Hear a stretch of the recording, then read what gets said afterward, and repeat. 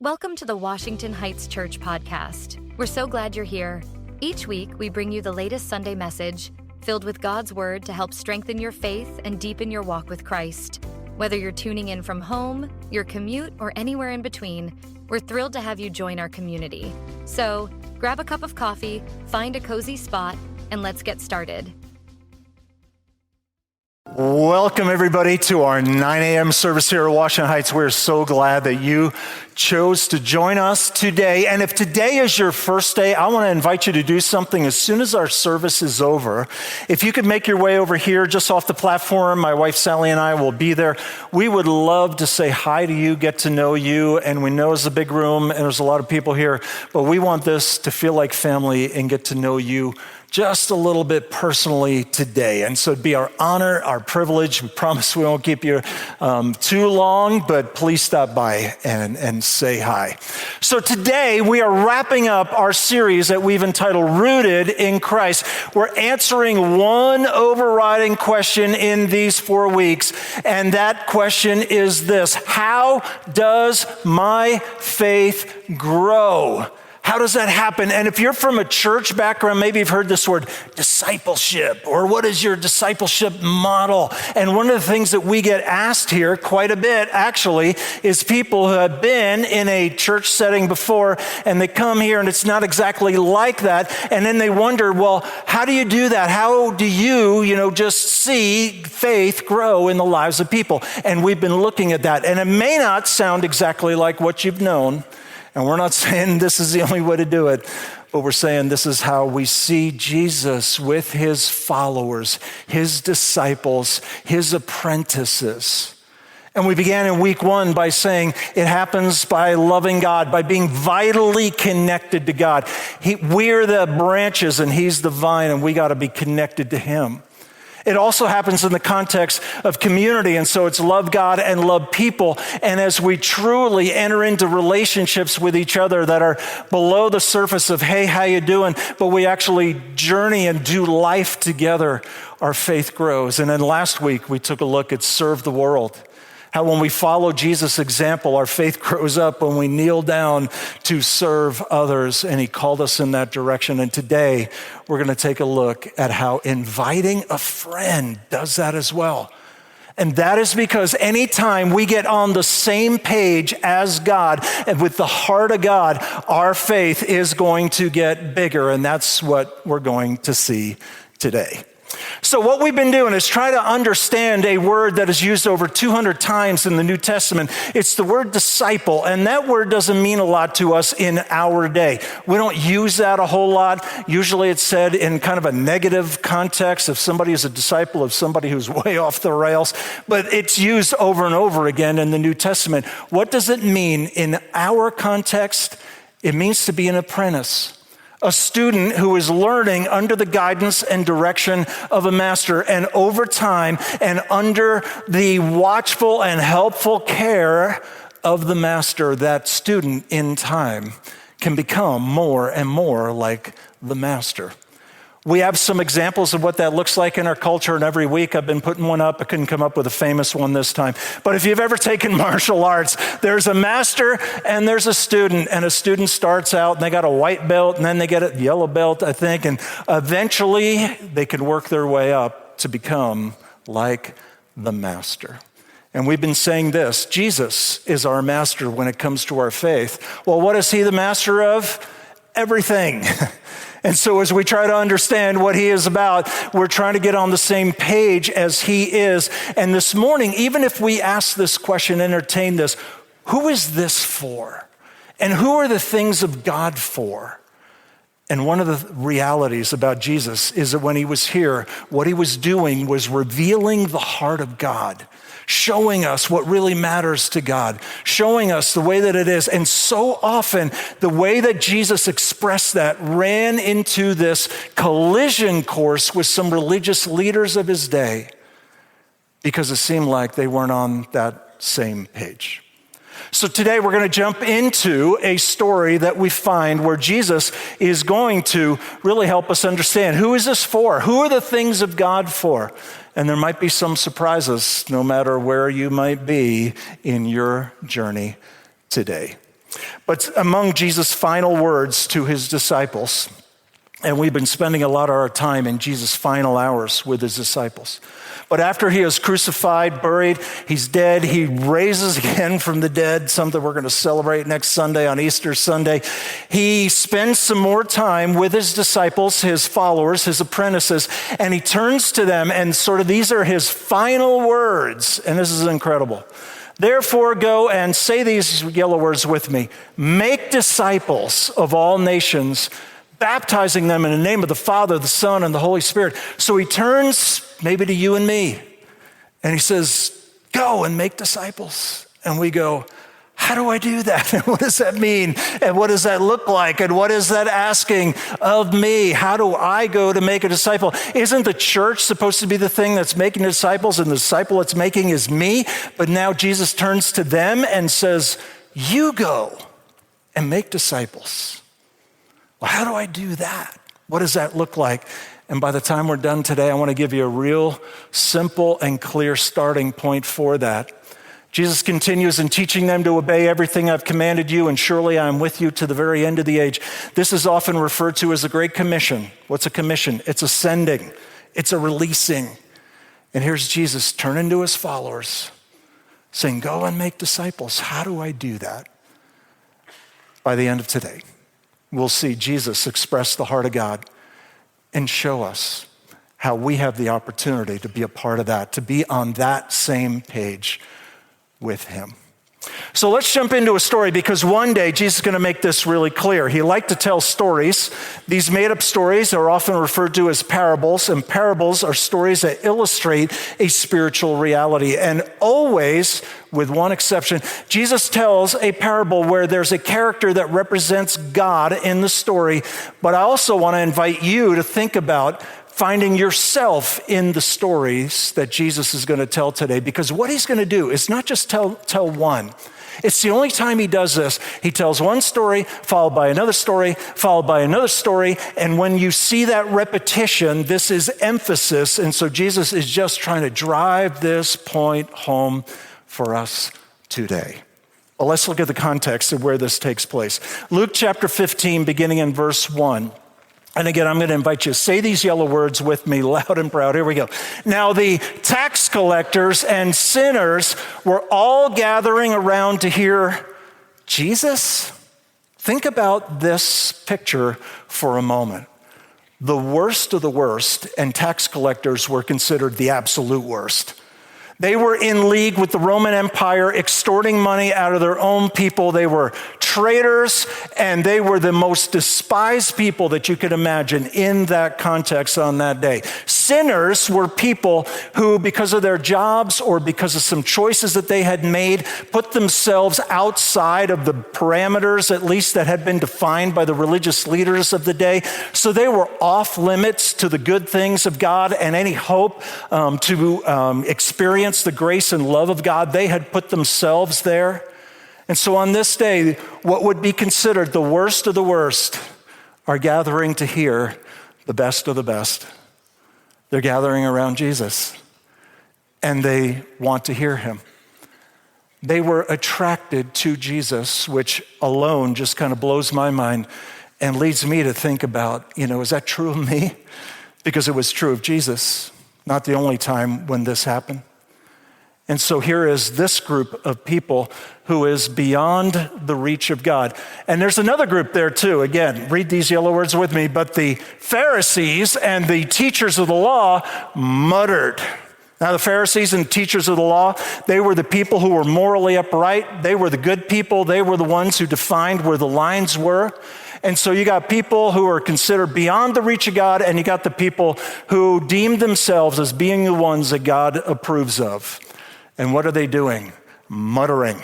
Mutter, mutter, mutter, mutter. Murmuring. Murmur, murmur, murmur, murmur. Why are they murmuring? This man welcomes sinners and eats with them. Eating with somebody in that day was a sign of intimacy, a sign of friendship and relationship. And if he's from God, why wouldn't he hang out with us? Because we're trying to follow God and we do it religiously every day. Why is he hanging out with people who don't try to do that and who are beyond the reach of God? This is the flawless group. And they would look at the group that Jesus is hanging out with and the one that gathers around him to hear him all the time, and they go, why is he with those people? Do you have any those people in your life? Did you know that, by the way, probably you are those people to other people, and somehow that seems to go in all kinds of directions, and that's part of the dynamic that's playing out on this day.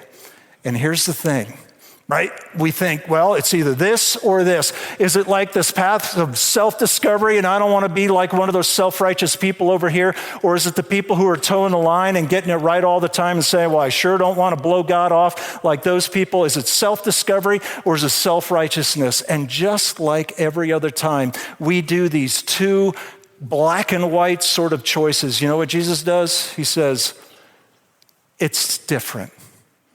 It's another way. And Jesus is going to confront both of the groups who were there that day.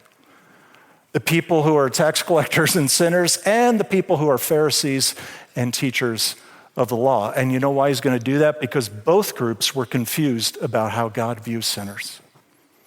One group thought we're beyond the reach. The other thought we got it going on, and they don't. And so Jesus is going to tell stories.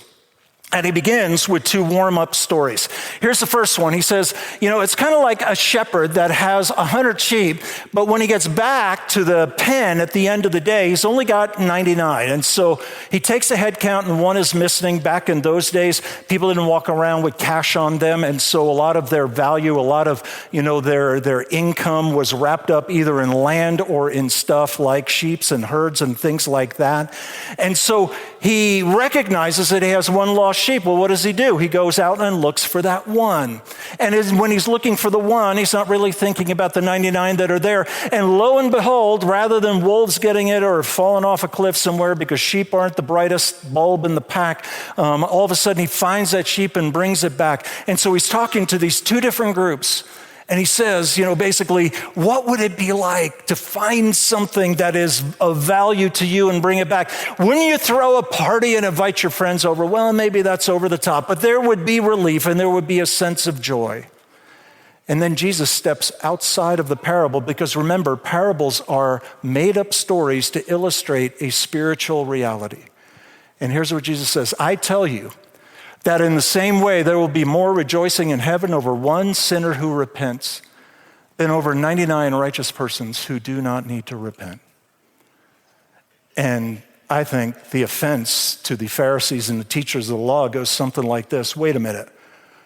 God isn't rejoicing over us, the people who toe the line, the people that stay, where they're supposed to be and do the right thing at the right time. And you're saying that God actually cares about people who are coming back in this direction? And I wonder if the people on the other side are like, hey, wait a minute. Jesus, you calling me a dumb sheep who's wandered off and put themselves in harm's way? Jesus rattling both cages here because they've created these man-made categories of who's on the inside and who's on the outside. And Jesus is just about to blow it all up. So he tells another story. And this story is a little bit different and it's a little bit unusual. And no self-respecting rabbi would start a story this way if he's going to illustrate the heart of God. Or suppose a woman, that's right. It's as if Jesus values men and women both. Or suppose a woman has 10 silver coins and loses one. Doesn't she light a lamp, sweep the house, search carefully until she finds it? And we think, well, I've lost loose change before and I haven't gone looking for it. But they would have known how important this was. Back in that day, if you were an unmarried woman at that time, your father would give you either a necklace or a headdress that would have these coins in it, which were a symbol of the dowry of what would be given once you did become married. And so to lose that is to lose something very important. Maybe our modern comparison to that is, ladies, when you get a diamond ring for your engagement, and then one day you look down and the diamond is missing. And would you look for it? Yes, you would. And that is the impact of this part of the story. And she goes looking for it, and Jesus says, and then she finds it, and she invites her friends over to celebrate that. And once again, he steps out. That story is to illustrate a spiritual truth. In the same way, I tell you, there is rejoicing in the presence of the angels of God over one sinner who repents. And the relief that you would feel in that moment. Remember, Jesus is trying to help us understand the heart of God. What matters to God? And what he's trying to tell us here is that's God's reaction when one person turns their life around. And see, people have said, no, you either get serious about that and you get where we are, or you're on the other side of that line and you've basically blown God off and you're beyond the reach and the grace of God. And the group over there is still saying, so you're saying that God is not rejoicing over us? And you're saying we're like something that has been lost and maybe God has not forgotten us? And Jesus continued, and now comes a story that even if you're not a church person, you might have heard about this one, or this one might be familiar to you. But this is story number 3, trying to drive this point home. Jesus continued, there was a man who had how many sons? 2 sons. 2 sons. And what is he going to tell us? Because I think in the minds of the people, I get the sheep as something of value, and I get the coin as something of value. And now we're going to talk about sons. It seems like it is an entirely different category altogether. The younger son said to his father, Father, give me my share of the estate. And so he divided his property between them. And that may not be shocking to us, but it was shocking to the people that day. And you know why? Because what this younger son does is lower than even being a tax collector. Why? Because in that day, the only time when a son would receive an inheritance is when his father died. And so what the younger son is basically saying to his father in this moment, Dad, I wish you were dead because I want what's coming to me. And so both of the groups that were there and all the people that are standing around Jesus are like, no, this is the kind of story that never happens. What are you trying to do in this story? I get the sheep and I get the coin, but now you're going to tell us there's a son who's the worst thing that we could possibly think of. There is a scholar named Kenneth Bailey. He lived a lot of his time in the Middle East where this same culture still exists today. And he said this, for 15 years, I've been asking people from all walks of life, from Morocco to India, from Turkey to Sudan, about the implications of a son asking for his inheritance while his father is still living. It's one thing to ask your parents, when you die, what will I get in the will? It's another thing to say, and can I have it right now? The answer has always been the same. Has anyone ever made such a request in your village? Could anyone ever make such a request? The answer, impossible. If anyone did, what would happen? His father would beat him, of course. Why? Because the request means he wants his father to die. Now remember, here's Jesus telling this story. And so what does the father do? He divided his property between them. And they would say, no self-respecting father would do that. So much of your value was tied to what you had, and especially the land that you had. And so for him to do this, and by the way, the word that's used there for land is the word bios, from which we get biology. It's talking about he divided his very life, everything that he had spent his life accumulating. He divided up and he gave to this younger son. And why would he do that? Well, the boy was lost to his father, and the father wanted him back. And so what does he do? He funded his departure, if that would be the shortest way to get the son to come back. He would do anything, even what was unthinkable in that context and in that culture, in the hopes that his son would come back. And so he goes off and he decides, you know what? I don't want to live under your rules. I don't really care about you or the relationship with you. What I want is your stuff. And I've got a life that I'm going to live on my own terms. And so he blows off the father and everything else, takes his stuff, and he goes to a distant land. Not long after the younger son got together all he had, he set off for a distant country. He's far from home. And there he squandered his wealth in wild living. Squandered is just to scatter. And wild living, we don't know exactly what that is. I think we can probably fill in some of the blanks. I'm going to give you a G-rated version of a picture maybe of what that might look like. But there's probably a whole lot more going on there than just that. But he is far from home and far from the Father. And then Jesus, telling this story, says, after he spent everything, there was a severe famine in that whole country, and he began to be in need. And I wonder if the people who are listening to this story, especially the people who are on the Pharisees and teacher of the law side, are like, serves him right. You didn't think that all the way through, did you? Well, now look at you. And that's exactly what you deserve. And so what does he do? Now he's in a tough place. He blew all of daddy's money in just a couple of months, and now he's in a tight spot. So he went out and hired himself out to a citizen of that country who sent him to his fields to feed pigs. And I think there would have been audible gasps in the crowd of the people who were listening to Jesus tell this story, because that is the lowest thing you can do. Because now he has put himself outside of the boundaries that had been created. He has now alienated himself from his people, from his family, and also from God, and made himself entirely unclean. And I think the religious group is probably folding their arms going, and that's how it goes if you get it wrong. And you better be careful. But Jesus isn't done telling the story yet.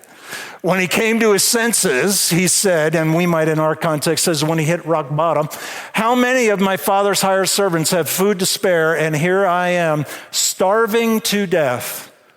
And so he decides, you know what? I can go back to my father, and this is not a slavery thing. He's actually thinking this, that I can go and be a hired helper, and I can learn a craft, and I can go home to my father. I can earn an income, because that's what that person does. And maybe now I can begin to pay my father back for the things that I took and blew on the decisions that I made. And so he's heading home, and he's got a speech all prepared. And when he gets there, there's a little surprise in store for him. Remember, Jesus is trying to illustrate for us the heart of the Father. But while he was still a long way off, his Father saw him.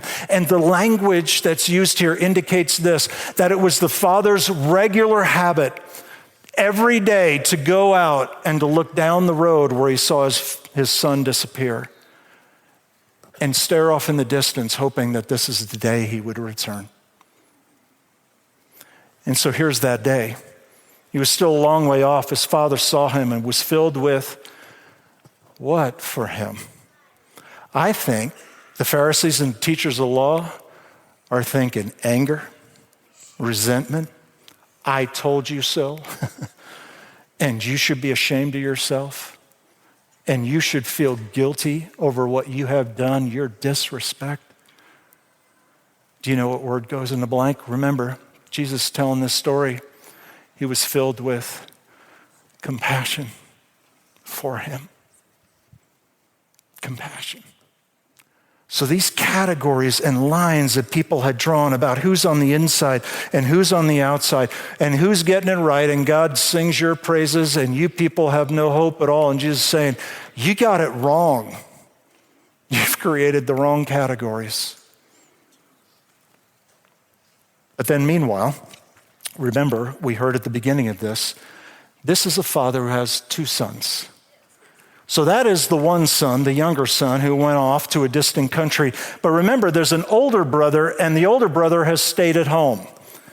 And he's kind of in this category of like the Pharisees and the teachers of the law, because he has stayed at home and he has worked every day and he has done everything that the father has told him to. And so when the younger son comes home, do you know what the older brother does? He's out in the field working another day for the father. And he does not go in to the party that the father is now throwing for the younger son who's come home. Because when he shows up, hey, I'm not worthy to be your son anymore. Let me get to work. The younger son says, and the father says, hey, look, we don't have time for that. Let's kill a fatted calf and let's throw a party because the son of mine that was lost has now been found. And the older brother is out in the field going, I ain't going. I'm not happy he's back. And the father comes out to the older brother. And the older brother, in a disrespectful way also, says to him, doesn't call him father, says, hey, look, I have been slaving for you every day.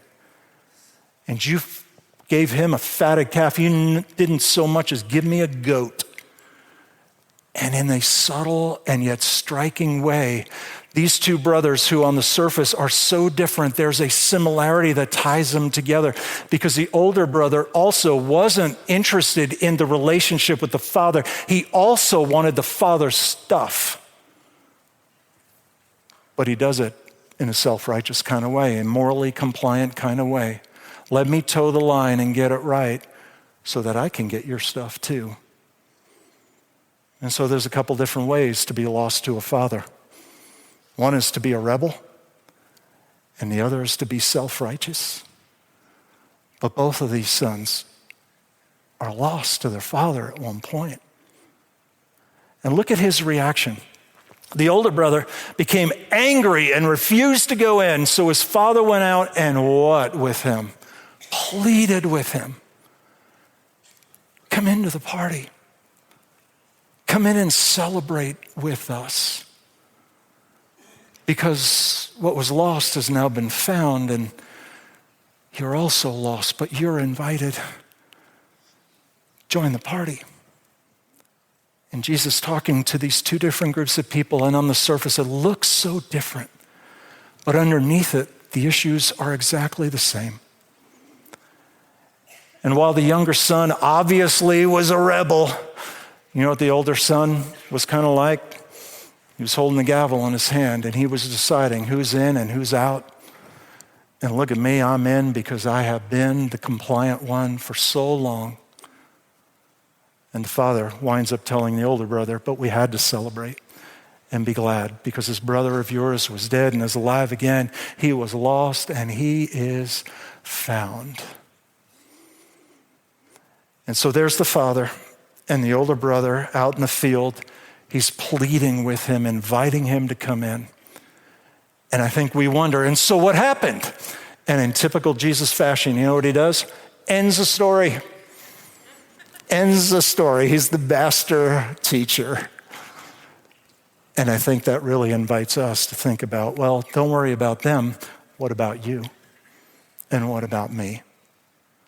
What does that reveal about the heart of God? And so maybe let me ask it this way. Where are you in the story?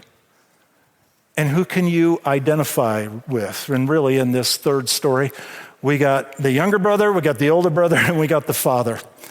Can I just tell you from my own story, I can identify with the younger brother and the older brother. I grew up around church and I was a rebel. And thought, you know what, forget that stuff. I'm just going to go live my life the way I want to live and nobody's going to tell me what to do. And kind of filling in a blank there real fast, came back with, a drinking habit that was way out of control and a whole bunch of other stuff that was just so far and in a distant country. But then comes this experience of the grace of God and realizing, you know what, God welcomes you back. There's like a father who goes out to the road to see if today is a day that you will return. And on the day that you do, you celebrate that and you understand, man, I can't earn my way back. It's just the sheer grace of a loving father that welcomes me back. But you know what happened on the other side of that? And maybe you've experienced this too. I feel like I became a little bit of the older brother. Now I got my life together. Why can't you? And why can't those people just get their life together? They should be more like us who've got it going on. And God sings over us, but not so much over them. And it's easy to be in those categories, those same categories that were created 2,000 years ago. They still exist today. But then there's the heart of the Father. And what we see is the Father inviting a rebel home, and he's inviting a self-righteous older brother in. And the reality of this is, here is Jesus telling us in no uncertain terms that you and I have never locked eyes with anyone who does not matter to God. And today they might be a rebel. And today they might be really self-righteous. Or they might be, anywhere in between those two extremes. But they matter to God. And so, do you see what God sees? And as we live our lives and we are in the context and the culture in which we live, do we see what God sees? Because we could think, no, let's just be people of self-discovery. No, let's be people of self-righteous moral compliance. And Jesus says, no, it's something different. There's something different altogether. And all those people, whoever those people are, Jesus tells us in these stories, everyone's invited. Everyone's invited. Because everyone matters to God. So do you see what God sees? And when he invites us and turns to his followers, says, go and make disciples. What does that mean? How do I do that?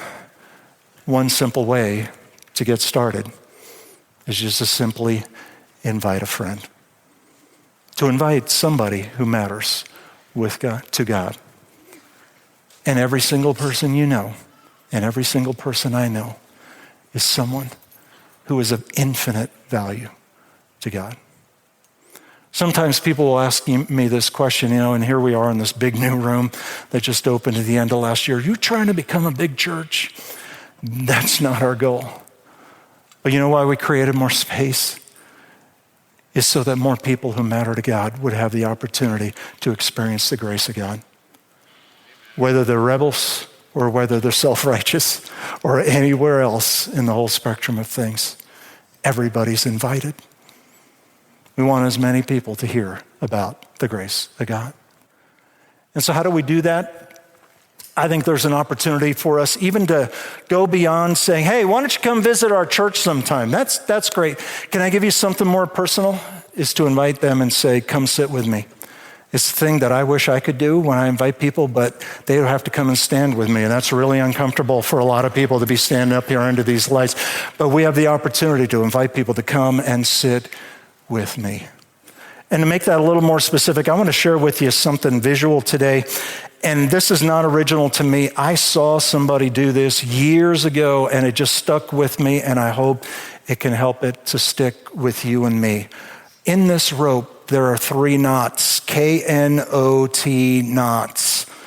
But I wonder if they can help us think that when there's an opportunity to invite somebody, we hear knots, N-O-Ts. Hey, you know what? I'm not going to church. Come and sit with me. And there might be a, hey, you know what? Things are not going very well. Come and sit with me. And there's something in my life happening right now I'm not prepared for. Come and sit with me. Well, what if somebody says no? Okay, we're not selling anything. We're just inviting people to God's table, inviting people to the party that Jesus talked about, inviting people. And when we do that, we're joining God in what he's doing, and we're going in the direction in which his heart is leading us. And so maybe the next time you hear one of those knots, it's just an opportunity to say, come and sit with me. It's an opportunity to invite a friend. It's an opportunity for our hearts to align with the heart of God. And so as we do that, who knows what's on the other side of a simple invitation to experience the party that the heart of God is throwing. Oftentimes on Sunday mornings, we show you a yellow couch story, as I like to call them, somebody's story that has been recorded. But today we have one live and in person. It's also an opportunity to introduce you to our new youth pastor and his wife and their daughter. This is Jake Allgard, and this is Hannah and little Ellie as well. And we are so delighted that you guys are here, man. So great to see you. Hi, Ellie. And youth ministry is never going to be the same. And we are so happy to welcome you. And we know that you're getting underway. And Jake, we got to know you guys a little bit in the search process there. And you shared something about an invitation and how it's a powerful part of your story. So what is on the other side of the power of an invitation for you? Yeah, it's right here. This is the power of an invite. But first, let me just tell you thank you, your wife, thank you, the entire staff team, and all the people on the board, and especially every one of you that's sitting out here today. You guys have made us from Georgia, feel welcomed and at home from the very first week that we came out here. So thank you so much for that. Even when I gave you a hard time about being an Atlanta Braves fan, was that okay? That was fine. That didn't bother me at all. And go Dogs. Right there, I see you, go Dogs. And here's the deal. The power of the invite is that my best friend in high school invited me time and time and time again, and I was one of those nots. I was one of those that said, no, I can't, I'm busy. No, not right now. I don't want to be there on a Wednesday night. I don't want to give up my Wednesday night. And so Tristan, we're on spring break, and Tristan sends me this text, and he's like, hey man, why don't you come to this party with me? And I said, boy, bet, let's go. And he tricks me and he's like, hey, well, we're actually going to meet in the church parking lot. And I said, weird, but okay. And in the South, like Wednesday nights are church nights, and I didn't put two and two together. And so I pull up into this church parking lot, and Tristan's standing there at the door, and he's waving me in. And I was like, he got me. And so I go inside and I meet this youth pastor, and this youth pastor greets me at the door. And from that point on, it's just been about being the same as Tristan, of inviting people to experience the love of Jesus Christ. I've heard you use a phrase too, there's always one more. Right? There's always one more. And I think that's what I would put myself into, is that I was that one more. And until everybody comes to know Jesus Christ as their personal Lord and Savior, there's always one more that we can go after. And our phrase in our family is we want to make sure that everybody feels known and needed. And so when your student comes to youth, my goal is to make sure that they feel known and needed, because when you feel known and needed, you feel loved. And when you feel loved, you feel cherished. And when you feel cherished, it's one of those things of creating a relationship. And we are all about helping people meet and follow Jesus and have a relationship with him. Awesome. So great to meet you guys. So glad that you are here. We hope you enjoyed today's message. If you found this sermon meaningful, please subscribe, rate, and leave a review. Your support helps us reach more people and spread the word. Stay connected with us throughout the week by following us on social media at Washington Heights Church on Facebook and Instagram, and by visiting our website at whc.faith. For more information and additional resources, check out the podcast description below. Thank you for joining us. See you next week.